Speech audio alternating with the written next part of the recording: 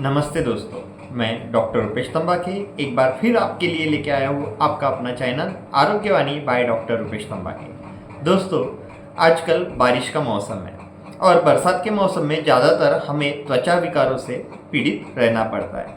ये त्वचा विकार जो होते हैं, स्किन प्रॉब्लम जो होते हैं, ये ज़्यादा करके ठीक भी नहीं होते। बार बार आप ट्रीटमेंट लेते हो, डॉक्टर के पास जाते हो, लेकिन ये बार बार उभर के वापस आ जाता है। जी हाँ, ऐसा ही एक बीमारी जिसके बारे में हम आज जानकारी लेते हैं। तो हमारे रिसर्च के बाद हमने ये देखा है कि ज़्यादातर समय बारिश हो रही है और गीले कपड़े हमारे बदन पे रहते हैं। शरीर का टेम्परेचर इन गीले कपड़ों की वजह से कंटिन्यूसली कम हो जाता है और शरीर में नमी बनी रहती है। और बारिश में लंबे समय तक भीगने के कारण हमें कई स्किन इन्फेक्शन दिखाई देते हैं। इन स्किन इन्फेक्शन में एक प्रॉब्लम जिसका नाम है फंगल इन्फेक्शन। जी हाँ दोस्तों, ये फंगल इन्फेक्शन बार बार ट्रीटमेंट लेने के बावजूद भी, डॉक्टर के पास जाने के बाद भी कोई दुरुस्त नहीं होता, अच्छे तरह से पूरा फिनिश नहीं होता। तो चलिए दोस्तों, इस फंगल इन्फेक्शन को ठीक करने के लिए हमारे किचन में अवेलेबल कुछ नुस्खे, कुछ सामग्री और कुछ हमें खरीदनी पड़ेगी। तो ऐसी क्या सामग्री है जिसको यूज़ करते ही ये फंगल इन्फेक्शन पूरी तरह से ठीक हो सकता है? तो ये सामग्री आप लिख लीजिए। इसमें फर्स्ट सामग्री है बादाम का तेल। जी हाँ दोस्तों, बादाम का तेल आसानी से किसी भी किराना दुकान में या किसी भी मेडिकल में आपको अवेलेबल हो जाएगा। उसी के साथ बादाम के तेल में बहुत सारे औषधीय गुण तत्व होते हैं जिससे हमारी त्वचा को नरम और एक सॉफ्ट रखा जाता है और एक तेज चेहरे पे आता है। अगर बादाम का तेल आप अपने चेहरे पे भी डेली रात को सोते वक्त अप्लाई करते हो तो आपके चेहरे पे एक अनोखा तेज उभर के आना शुरू हो जाता है।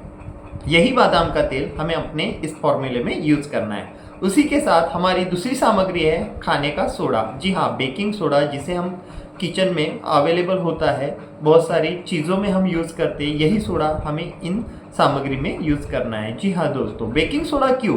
तो बेकिंग सोडा एक क्षारीय पदार्थ है और फंगस एक एसिड है। तो ये क्षारीय पदार्थ इस एसिड को कम करने के लिए, खत्म करने के लिए काफ़ी उपयोगी साबित होता है। जी हाँ दोस्तों, और आपकी त्वचा इससे पूरी मुलायम भी हो जाएगी। ये फंगल इन्फेक्शन निकल जाएगा और फंगल इन्फेक्शन की वजह से पड़े हुए जो दाग धब्बे आपकी स्किन पे रहते हैं, इन्फेक्टेड एरिया में रहते हैं, वो पूरी तरह से हटने में भी मदद करेंगे।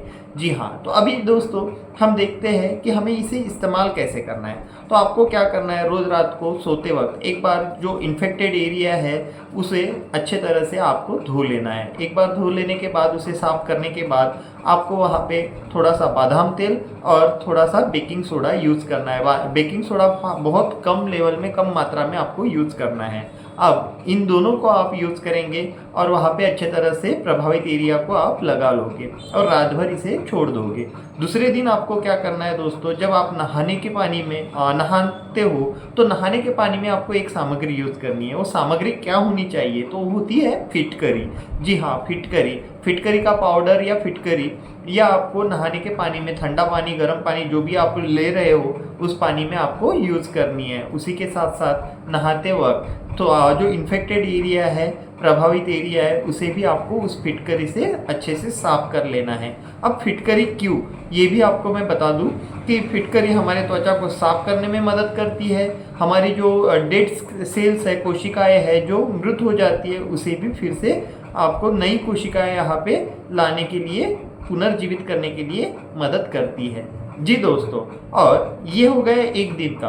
अगले दिन मतलब दूसरे दिन, उसी रात को आपको यूज़ करना है वहाँ पे एक एरंडी तेल। आपको मेडिकल में मिल जाएगा एरंडी तेल। ये एरंडी तेल हमारे बहुत उपयुक्त है और इस एरंडी तेल में अगर आपने एक कापूर जो होता है हमारे घर में भगवान के लिए हम जलाते हैं, उस कापूर की वड़ी भी यूज़ की तो उसका बेनिफिट आपको दुगना मिलेगा। जी हाँ दोस्तों, ये फिटकरी, और अगर जैसे आप ये कंप्लीट कर लेते हो, ये एरंडी का तेल, और उसमें अगर आप कापूर मिला के लगाते हो तो उसका बेनिफिट आपको दुगना मिलेगा। और फिर दूसरे दिन जैसे हमने आज किया था उसी तरह दूसरे दिन हमें फिटकरी के पानी से फिर से नहाना है। तो दोस्तों, आपको पहले दिन शाम को बादाम का तेल यूज़ करना है बेकिंग सोडा डाल के, और दूसरे दिन फिटकरी से नहा लेना है, फिटकरी के पानी से नहा लेना है। संक्रमित एरिया में आपको फिटकरी लगानी है और फिर से आपको उस दिन रात को एरंडे का तेल लगाना है और दूसरे दिन आपको फिर से फिटकरी के पानी से नहाना है। दोस्तों ये आपको करीबन 2 हफ्तों तक कंटिन्यूसली करना होगा। जी हाँ, ये 2 हफ्ते यानी कि 15 दिन तक आपको अगर आप करते हो तो आपको इसके अमेजिंग बेनिफिट्स दिखाई देंगे।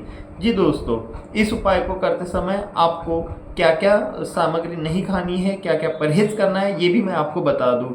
जैसे कि केला, बैंगन, मछली, अंडे या कोई मांस, ऐसी चीज़ें हमें नहीं खानी है दोस्तों, क्योंकि इससे क्या होता है, ये इन्फेक्शन बढ़ने में मदद होती है। ये हीटेड चीज़ें होती है और ये इन्फेक्शन बढ़ाने में सपोर्ट करती है। तो हमें ये इन्फेक्शन अगर कम करना है तो हमें ये चीज़ों को परहेज़ करना होगा। एक बार फिर से बता दूँ, केला, बैंगन, मछली, अंडे या मांस, इन चीज़ों को हमें उस टाइम में नहीं खाना है और करीबन 1 से 2 महीने तक इनको टालना ज़्यादा ज़रूरी होता है। अगर आप 1 से 2 महीनों तक टालेंगे तो इसका रिज़ल्ट आपको अमेजिंग दिखेगा, आपका ये इन्फेक्शन वापस नहीं आएगा।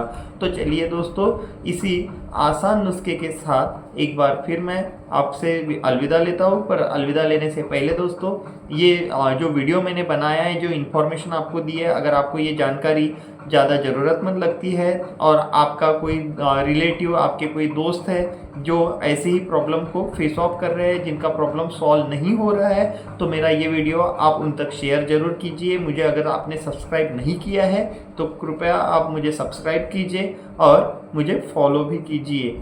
जी, लाइक कीजिए इस वीडियो को। इसी के साथ अगर आपके कुछ और प्रॉब्लम्स है तो मैं और मेरी टीम, अगर आप ये मुझे कमेंट में लिख के भेजते हैं तो मैं और मेरी पूरी टीम इस पे रिसर्च करेंगे, प्रॉपर रिसर्च करेंगे और फिर आपके लिए एक वीडियो बना के यूट्यूब पे डाल देंगे। तो चलिए दोस्तों, इसी के साथ अलविदा।